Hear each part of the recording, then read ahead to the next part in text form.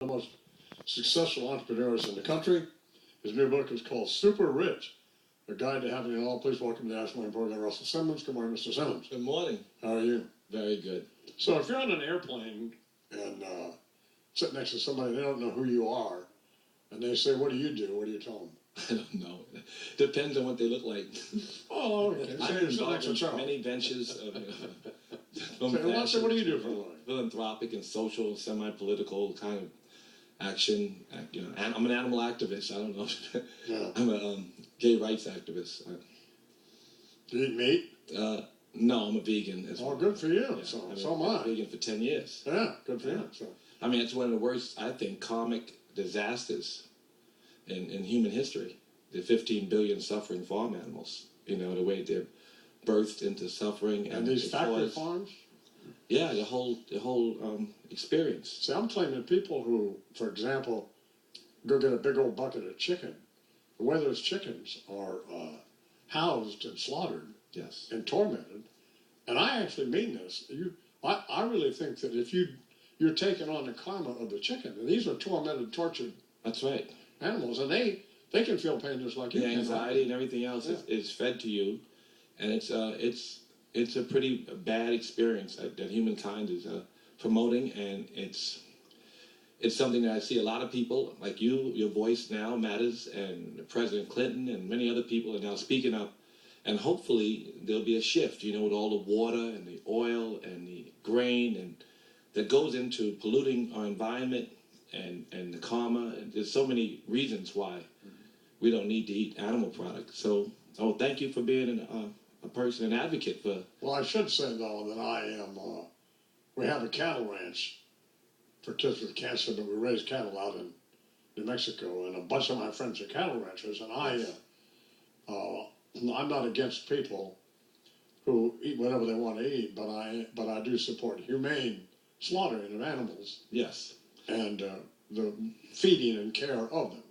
I've negotiated with big corporations on behalf of PETA just to change the dynamics. Not so much. I'm not an angry vegan. Yeah, me either. I'm just a person who doesn't eat animal product. I don't like the way it's that way the animals are treated. I would say that the way they're slaughtered is horrible, and maybe certainly there is a big difference between having a cattle ranch and slaughtering, who was it? Charlie Theon told me about her cattle ranch in South Africa and how they killed one cow, they froze it, and she told me the story, and it sounded a lot better than the experiences we're promoting here. So, well, these factory farms are death camps. I mean, that's right. How did you get started? Oh my goodness! I found a passion, and it was. What were you doing before you started? I had a pretty fun childhood. I took a lot of drugs. I sold some drugs. I did a lot of things. I went to school though. What drugs did you sell? All kinds. But anyway, this was many years. I wonder if I ever bought any cocaine from you. Probably not.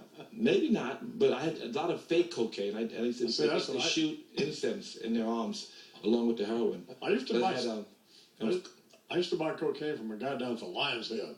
You ever been down there? I'm maybe a little younger than you. So. You're a lot younger than I am. Well, then maybe. Okay. I wouldn't have sold you. They used to cut it with carpet fresh. Oh man, that was rough. Anyway, go ahead.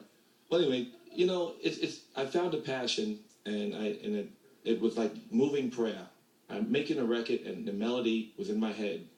And the most beautiful experiences was making the record, and the thought process, if there was any, was I can't wait till my friends hear it.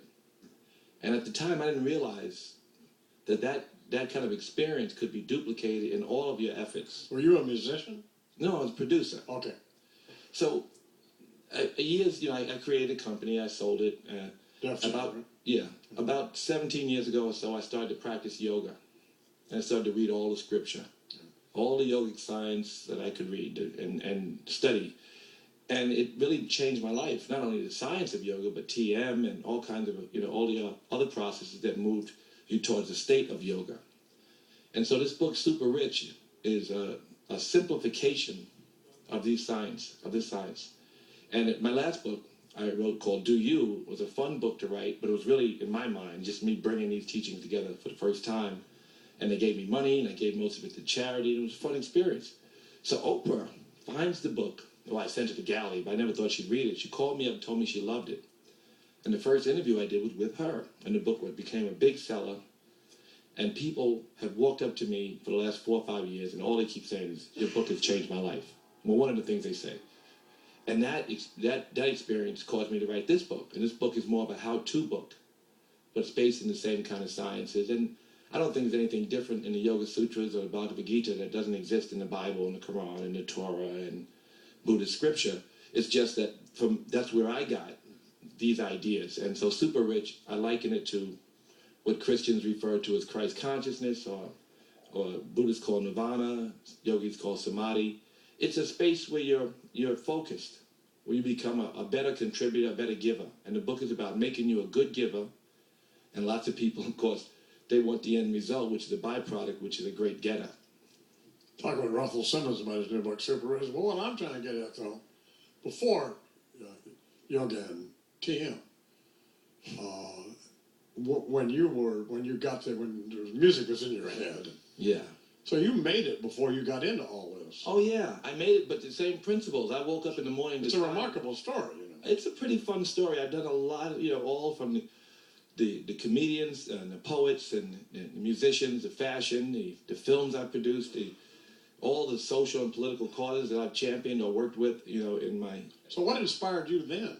You weren't doing this. It was the melody, the same thing. It's like you wake up when you're an excited.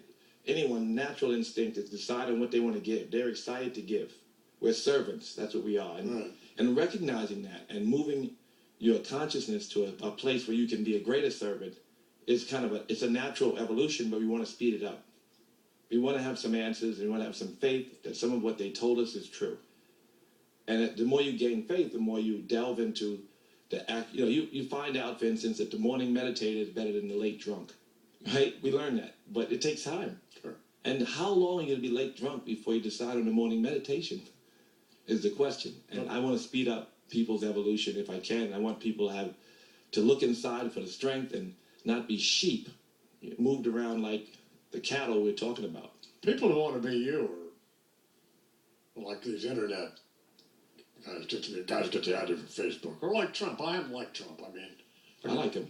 One of the smartest people I've ever met. So I can get past the page 6 and the TV stuff. He's a smart guy and funny too about it. And he's also very engaged. When I talked about the way the melody would grab me and I'd be totally engaged and awake and happy.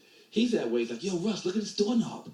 Look at this doorknob. It's like, wow, isn't that great that he's building something and he's invested and he's really spirited about it. And so this is the kind of practice that we want, not to be entitled.